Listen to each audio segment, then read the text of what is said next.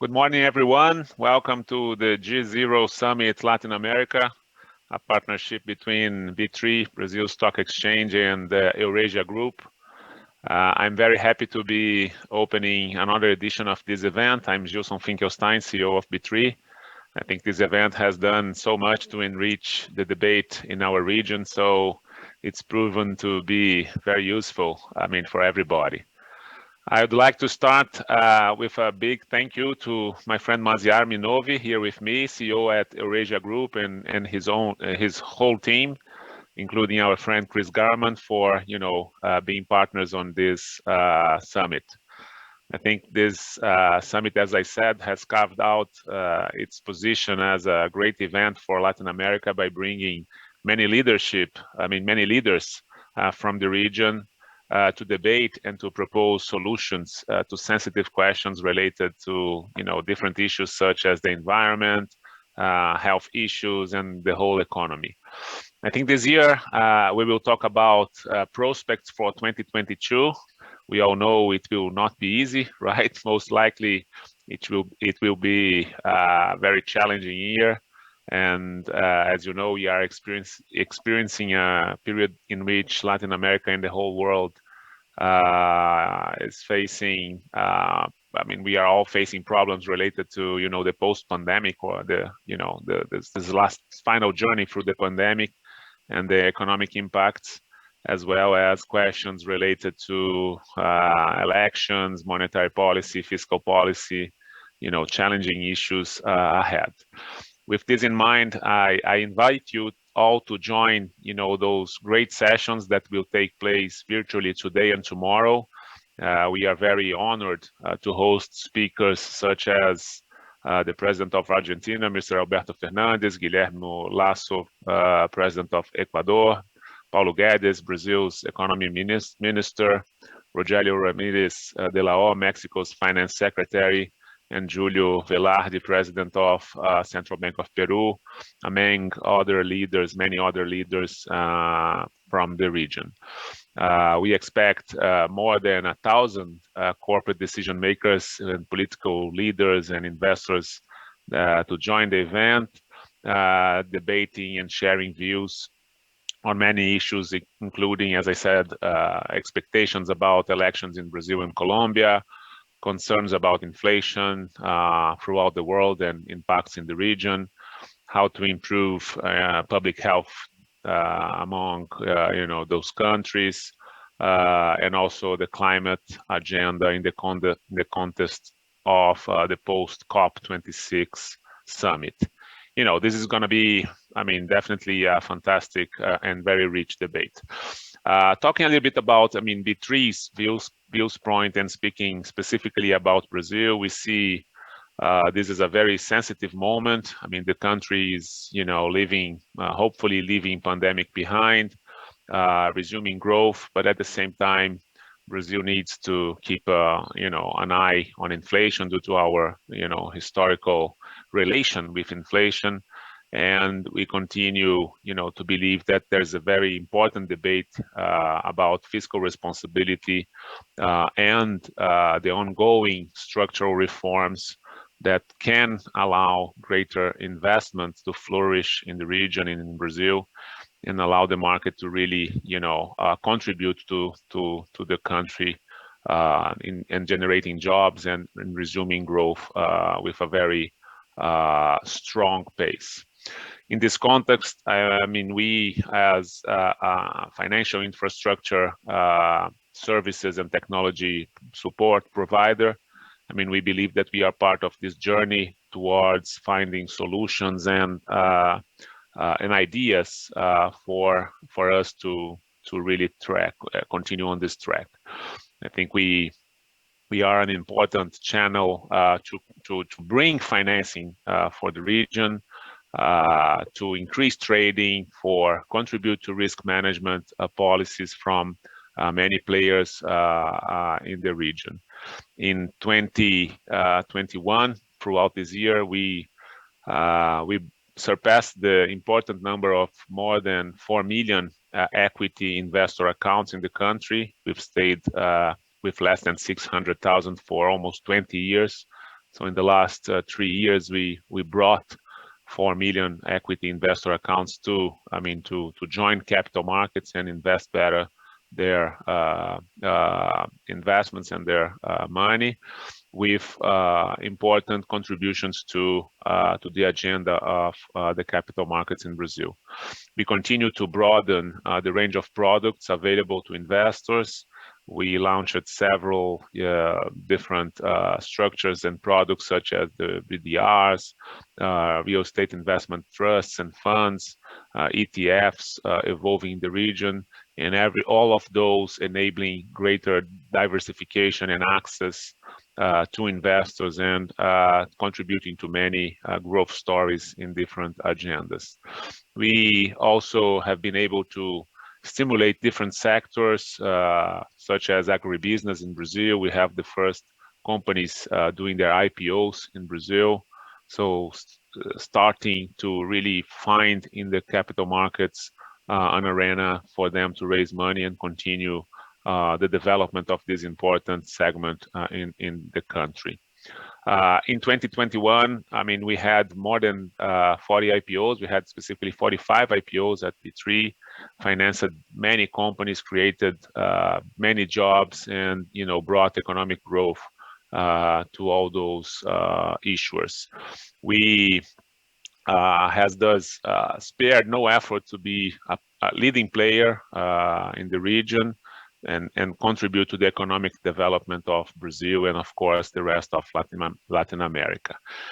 I hope that the debates over the next 2 days raise important issues and bring ideas, proposals, and insights to everybody, so that we can really proceed with this contribution to the agenda that is really crucial and necessary to deal with the challenges and opportunities ahead of us.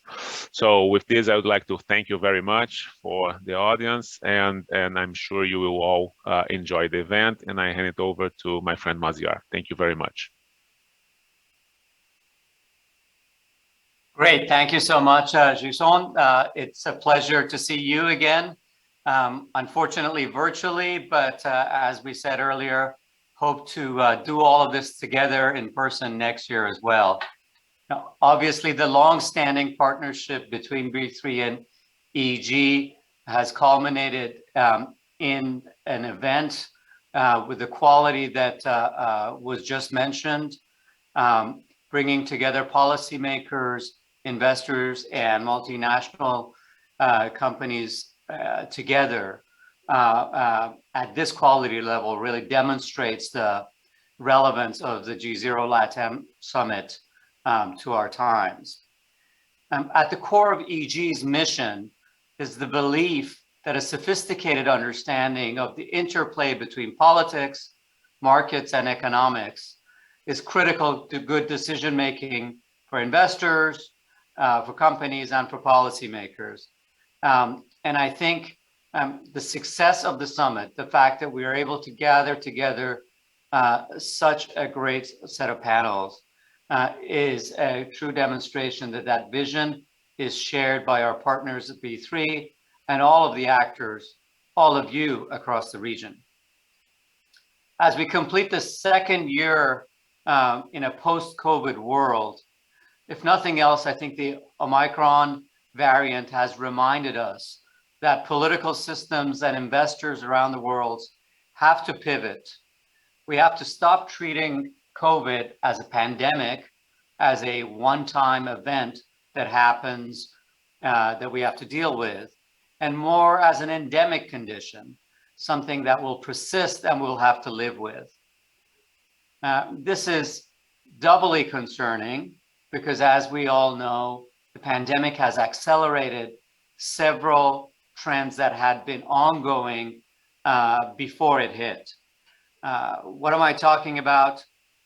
Inequality among and within countries, as white-collar workers overwhelmingly were able to continue what they were doing with less disruption than blue-collar and less well-off people, as developed countries were able to deal with the pandemic with more stimulus than emerging markets and less developed countries. the pandemic has accelerated also U.S.-China tensions, with the country's different approaches to dealing with COVID, with blame going around about where it started, with vaccine diplomacy becoming a new term in all of our lexicons, and all the tensions that we have seen come from that. And it also has accelerated the rise of technology and its uses. All of these trends had been before and continue to be at the core of the high anxiety and polarization that we've seen across the world in the last 5 to 10 years. And their acceleration does not bode well to the risks ahead for us. And as the tide of global liquidity provided by central banks and fiscal stimulus recedes in the face of supply chain induced and stimulus induced inflation, we think that we're about to hit a much more difficult phase of the crisis. And I think all of us are going to understand much more clearly what it truly means to live in a G0 world. What am I talking about? US-China tensions. We expect them to continue in 2022. We don't expect the risks to break out into a hot or cold war, but we think it will be a mixed picture with a lot of areas for concern. So while some areas like trade, tensions will cool or recede, in others like tech regulation and the decoupling of the tech spheres between the two countries, around Taiwan and around human rights issues, tensions will continue to worsen throughout the year. In countries around the world, including in Latin America, will be even more caught in the crosswinds of the complicated multi-speed rivalry between these countries, and have to pick and choose where to take sides, where to hedge, and how to navigate the shoals of US-China relations. China itself will have its economic vulnerabilities become more apparent throughout 2022. Its zero tolerance policy and approach to COVID by locking down the entire country at the sign of an infection worked well at the beginning of the crisis and caused them to have a shallower slowdown than the rest of the world. But in a world where COVID is endemic, in a world that we're finding out the effectiveness of the Chinese vaccines is in question, these waves of new COVID variants are only going to impact negatively the economic outlook of China, and they will have to make some tough decisions throughout the year as to how to deal and live with the variant. We're going also in a period where President Xi is trying to increase his stranglehold on the domestic economy and even culture of the country. And the unintended and intended consequences of these will be ones that will become more apparent throughout 2022. And most concerning of all, of course, is that the inherent contradictions within China's growth model, its reliance on leverage, is becoming more and more clear, as we've seen at the end of this year, with the significant headwinds that they face in deleveraging the real estate sector, and now the need to restructure the debt of large developers. Just to give you a sense, Evergrande, the developer in China that is right now the source of crisis in China, has $300 billion of global debt. That's as much as Greece did at the advent of the European sovereign debt crisis. So we're talking big money and we're talking large implications. The Chinese have historically proven adept at navigating these problems, but there's no guarantee that that will continue without hiccups within the context that we are. In the US, of course, the reaction to the pandemic has become hostage to the political environment here. We expect a noisy but ultimately successful resolution to the fiscal decisions facing Congress. There will not be a default in the US. There will be another package, we think, most likely in 2022, of fiscal stimulus. but this will all lead to a much more contentious midterm election. We expect the Republicans to win one or both houses of Congress, which effectively means policymaking will come to a standstill. And the accusations of voter fraud and voter suppression will exceed some of the conflicts that we saw in the last election, all setting up a very concerning environment for the 2022 elections in the US.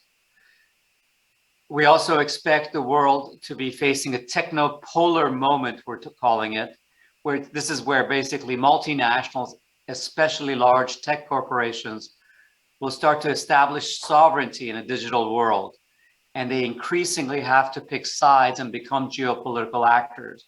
Just like aerospace firms in the Cold War had to pick sides, now tech companies like Google and Amazon and their counterparts in China will have to pick sides and decide whether they want to be more nationalist, more globalist, or remain techno-utopians. But this rise of technology companies as geopolitical actors, we think is going to be one of the biggest trends of the year. And of course, in a G0 world, without the supervision and the economic leadership of the US or the security leadership, all sorts of tail risks will become fatter or more likely. For instance, we expect Iran nuclear negotiations to fail and Iran become increasingly capable of creating nuclear weapons, whether or not it intends it. The reaction of Israel and other Arab Gulf countries in the region will cause concern for stability. Russia, Ukraine, we don't expect an all-out invasion of the Ukraine, but tensions will rise as Putin will push his hand in making sure that Ukraine does not fall into the Western sphere. And of course, all sorts of economic crises, like for instance, the unfolding Turkish currency crisis that we see now, managing it is going to be much harder when we don't have the Committee to Save the World and a global consensus around how to manage crises like these. In the midst of all this, we think emerging markets will be in the crosshairs as global rates normalize. We think their large debt burdens that got even bigger in dealing with the crisis are going to be become more apparent as a hindrance. Countries that use central bank fiscal financing will become targets of market concern, and the IMF and other international financial institutions will increasingly reduce any political space they had to ignore or de-emphasize conditionality. So new global help is going to come with strings attached, and the period the last 2 years is over. This is going to mean that many emerging markets, including in Latin America, will have less fiscal and monetary space to smooth out governments, the economies, in reaction to further surges in COVID or inflation or other global risk aversion spikes. You only have to look at the elections in Peru and Chile to have the sense of the political headwinds that have emerged in the aftermath of COVID. And in the environment that we're concerned about, these impacts will continue. Clearly, the elections in Brazil and further out in Mexico will be most important to the private sector as we go. In the midst of all this, it's easy to lose perspective as we navigate the pandemic, but I think perspective offers some reassurance. Back a quarter century ago, when I started investing in Latin America, the region was just coming out of a dark era, defaults and hyperinflation. Mexico was about to hit the Tesabono crisis. The presidential candidate was assassinated. Cardoso was a finance minister, and no one outside of Brazil had heard of Lula. Argentina had 3 less restructurings, and much, much more. But there is, we often tell our clients that it's a mistake to generalize about Latin America. The richness of the cultures, the individual distinctiveness of the countries demands a much more nuanced assessment of each country and indeed within countries. But there is one place we can generalize, which is, as we've seen from its the way it's dealt with the aftermath of all of that, Latin America has proven itself resilient. It's gotten through a lot. The financial crisis, Russia default, bursting of the dot-com bubble, global financial crisis, and now the pandemic. And it's come through it in one piece. But how the specific characteristics of today and the pandemic, what way each country will choose is really the topic of our summit today. We're going to explore all these issues and their impact in the event. I hope that you enjoy the summit and all of the discussions, and I hope that the summit that we've put on signals EG's commitment to the region that's here to stay. We look forward to a long-lasting partnership with Gilson and B3 and working with all of you, our clients and friends who are on the line and will be joining us throughout the 2 days. With that, I'd like to say goodbye and together with my friend, ask you all to stand by for the next panel with Minister Ramirez, Dan Kerner, and Carlos Peterson of EG to delve into all of these challenges in the Mexican context. Thank you very much and goodbye.